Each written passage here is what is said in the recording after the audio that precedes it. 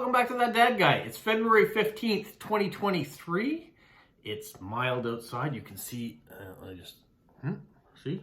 Doesn't look too bad. You can see some white stuff still on the ground. There's still snow out there, but let's just fix that image a little bit here. There we go. And yeah, it's a good day. Hope you guys had a good Valentine's Day yesterday. If you celebrated, fantastic. If you don't celebrate, yeah, happy Tuesday.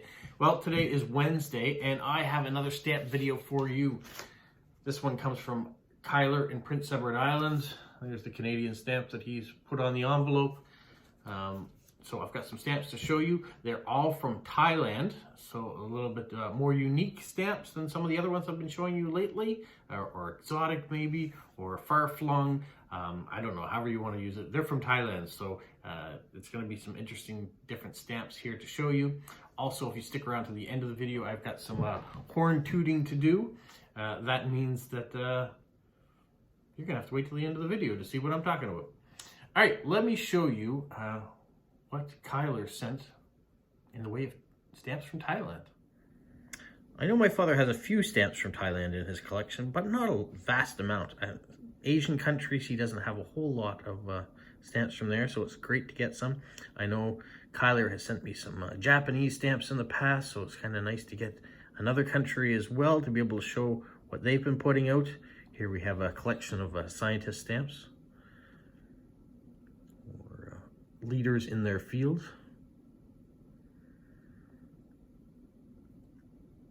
These ones are quite interesting. Different thrones, different leaders.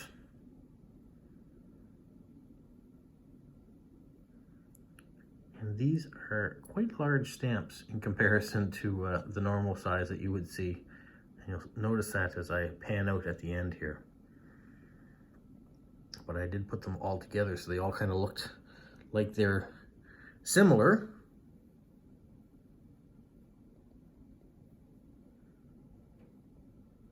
We've got some stories on the stamps. It's interesting to see what the different postal systems put out as importance, whether it's leaders from their country or intellectual minds, maybe animals, floral, the different stories that they're celebrating each year.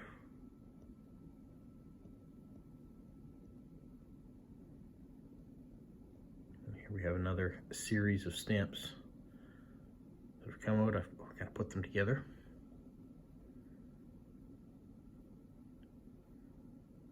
Maybe some art.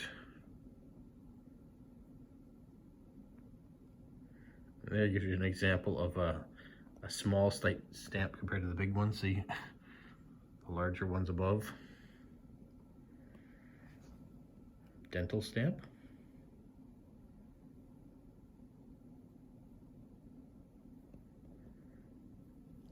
How many of you in your collection, do you collect by country or do you collect by theme? I know I was watching a video by Snail Mail with Smokey the other day, and he was talking about how you can't collect every stamp. When he first started collecting, he would try to collect everything, and you just can't do that. Because there's just too many out there.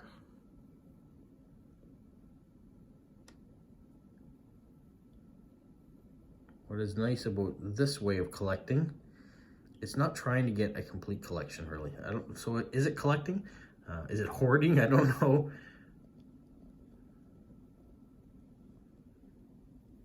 I'm trying to show you the different varieties there are, and here's the last one. It's got a hologram on it, see that? If I tilt the camera. There you can see how big those top row stamps were compared to the others. All right, well, thank you, Kyler, for being an active member of this channel. I really appreciate that. The stamps from Thailand, you can see what else was in there. Oh, there's the postcard of Venice he sent to go along with all those stamps from Thailand. I love the fact that we can showcase stamps from around the world. And as I was talking about, you can't collect the world. And I agree with that. If you're trying to get a complete collection of stamps and you've chosen to collect everything, you'll never achieve that in your lifetime. unless maybe you are incredibly wealthy, you can just buy everything. Then I don't know, well, there's a whole lot of fun in that. If you can just buy everything and then just have it, are you really enjoying it? I would rather do it this way, where I'm getting stamps periodically and I'm able to share them with you guys. And then maybe I'm sending them back out into the world to someone else who collects. Maybe there's someone who collects specifically just Thailand, and maybe they're duplicates in my father's collection and stuff, then I can send them back out again. That's what I'm enjoying right now. I am not currently doing what my father did, which was categorize everything, catalog it all, and put it back out there. I'm keeping his collection as he did it intact, and he's had a whole bunch of duplicates. Those duplicates I've been able to share back into the world with other people that are trading with me, like Kyler. Kyler sends me stamps from different countries, and I try to do the same. I don't think my collection of duplicates is as vast as his, so at some point I probably will run out of ones that he needs, and hopefully he'll let me know that too, that if I've sent duplicates that I can be made aware, because I'm not tracking what ones I'm sending to him. So yeah.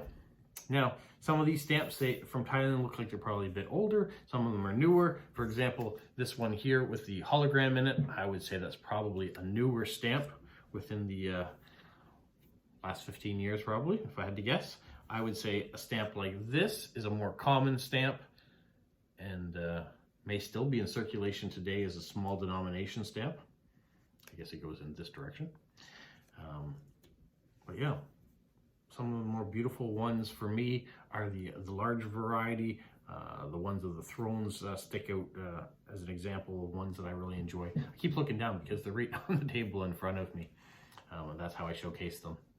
So thank you, Kyler, for that. Now, I did mention if you stuck around, there was some horn tooting to be done. The horn tooting that I want to talk about is today's paper. Times transcript here. I don't get it on a regular basis. I get it when something happens that sticks out that I want the article to remember. So if you remember earlier in the summer, this past summer, I was interviewed by this paper about post crossing. So it was my pleasure to have done that, to promote post crossing. Well, last night on Valentine's Day, actually 2 nights ago, let's go back even further, on the 13th, the reporter that interviewed me reached out because she saw one of my videos that talked about my parents celebrating their 65th wedding anniversary. And so she asked if she could do an article on my parents and the longevity of love. And so yeah, I was able to talk to them yesterday on Valentine's Day to see if they were okay with it, and they were. So they were interviewed yesterday afternoon. And today in the newspaper, on page 4, this article came out. The Secret of Lasting Love and the Online Dating. So it was 2 articles mashed together. Here are my parents, Donald and Rhoda Lennox, and a photo album of some of their younger years, including their wedding photo in there. Do you want to hear it? Do you want to hear the article for those of you who don't get the Moncton Times and transcript wherever you are? Maybe you're in Thailand right now tuning in. So this is me saying, way to go, my parents, and I'll read you the article that was written about them. So it was by Paige Woodard, and she writes, the first time Rhoda Lennox met her husband of 65 years, she didn't envision spending her life with him. The Riverview woman was 18 when her parents invited a young man they met at church service in Truro to their home. Donald Lennox, a former Air Force member, had moved from England to Nova Scotia. Rhoda said her mother was originally from England and felt Donald was in need of a proper English supper. It was that Sunday that she overheard her parents making a prediction about the pair. Her father and mother were washing and drying the dishes in the kitchen, and he turned to her and he said, "She's going to marry him." And I thought to myself as I heard it down the hall, "I don't think so," she said. Rhoda's parents saw something that she and Donald hadn't yet. It wasn't until they returned to Halifax, where Donald found work and Rhoda was training to become a nurse at the Victoria General Hospital, that they began to fall for one another.